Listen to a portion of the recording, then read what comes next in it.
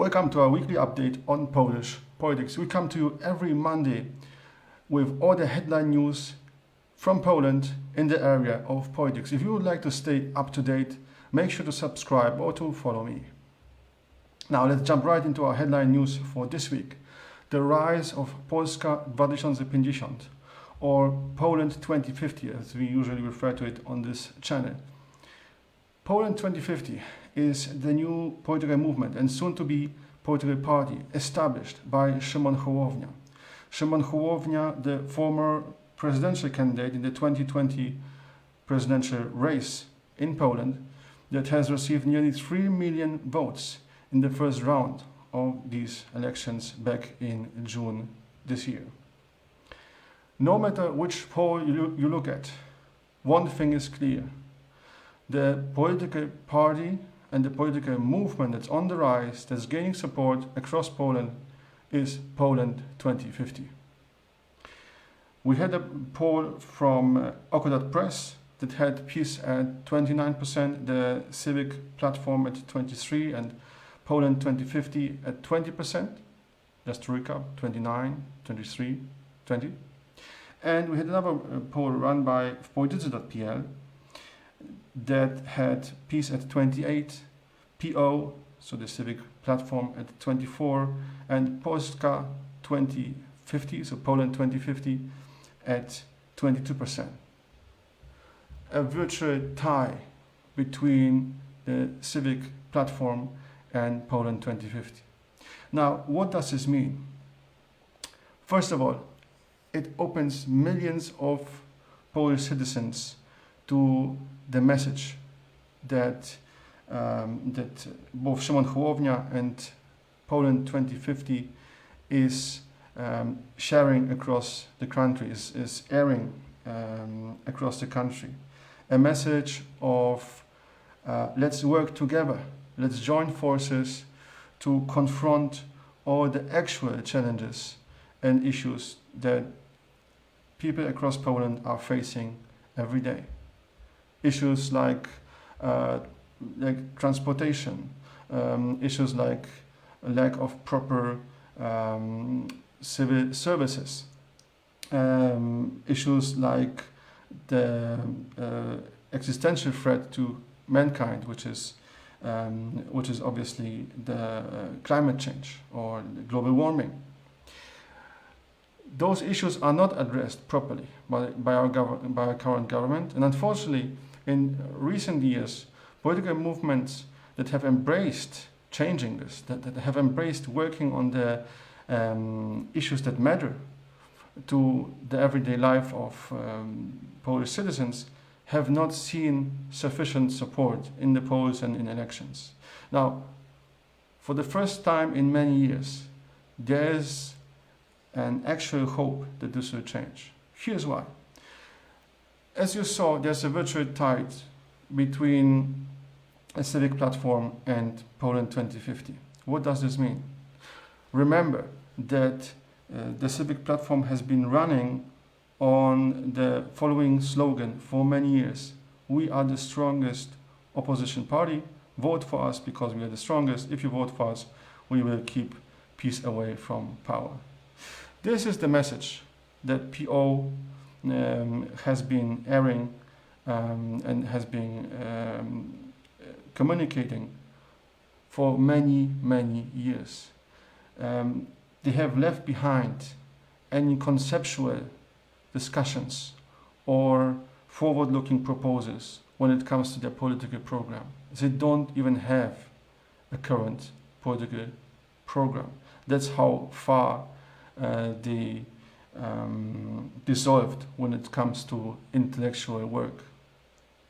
They only focused on the following message: we are the strongest, so vote for us because we are the strongest.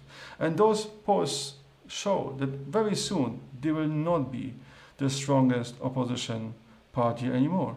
And then what do you have left when this was your only message? When this was the only reason people were meant to support you? Nothing. You simply have no other arguments.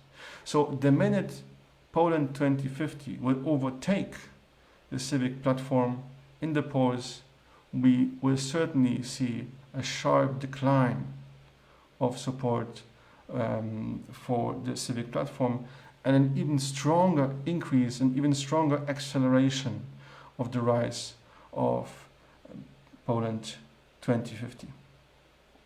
Now, let's move to our next topic. Our next topic has a lot to do with the Senate and its marshal, or as you can also say, chairman, Tomasz Grodzki. Tomasz Grodzki was on public television last Friday. That's a pretty rare occasion, or it's a pretty rare event. Why? Because unfortunately, public media in Poland has often been taken as a bit of a reward for whoever was ruling, in the sense that our public media have leaned towards supporting the government throughout most of Poland's recent history. And of course, this relationship was sometimes closer, sometimes public media tried harder to remain impartial and transparent. But unfortunately, under peace since 2015, public media, the public media leadership has decided to basically turn our public TV channels and radio channels into press agencies or propaganda agencies of the ruling political party. This is, of course, not how public media should be treated. Public media should be seen as a means to get impartial, accurate information about the world around us. Unfortunately, many of our politicians forget about this principle and about this goal whenever they get into power. And that's why our current public television and public radio usually blocks opposition politicians from having fair access. Even when they are invited to certain discussion boards or programs, they are treated in a very poor way. They often get manipulated in questions, etc. And the ability to air directly to viewers of public television without being interrupted, without getting any rhetorical questions, without being associated with negative footage, is very rare. And so the statement by the chairman of the Senate that was aired last Friday is a pretty unique event, where a representative of a political party that does not support the government can actually speak freely on one of the channels of public media which is usually governed by supporters of peace. Now, what was he saying? Of course, he was referring to the discussions around the EU budget, around the rule of law. He was recommending the government to support the EU budget, to support the rule of law. He was reminding public media viewers that Poland has been fighting a long battle to get a proper separation of all the branches of power, to get an independent jurisdiction, to put in place an independent constitutional court. And so we should be proud of actually operating within the boundaries of the rule of law, instead of being afraid of the rule of law being used against us. This is certainly a message that very few of frequent public media viewers and listeners have heard in the recent weeks. So this was quite an important move by the Marshal of the Senate, and it will likely be reflected in a continuous decline of support for peace in the upcoming polls. Now, our last piece for today is actually around transportation. You might have noticed that I'm a big fan of the transportation topic.